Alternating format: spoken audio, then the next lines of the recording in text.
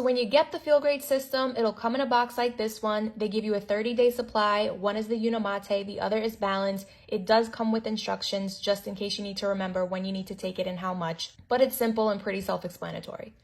They're going to give you a water bottle. On the water bottle, you'll see 2 marked lines. That's to let you know how much water to fill it up with. In the morning, after you wake up, you start your day off with the Unicity. You'll have this in place of breakfast.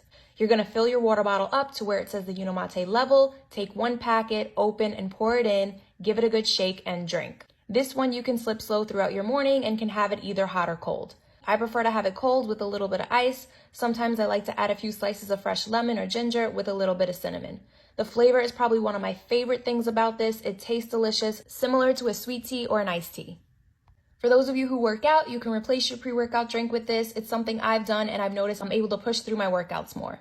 Now with the Balance, this one you're going to want to have at least 5 to 10 minutes before each meal. The difference with Balance is it thickens as soon as it's in that water, so you're going to want to shake it no more than 3 to 5 times and drink immediately. Now once you drink, that fiber is going to coat your stomach and expand.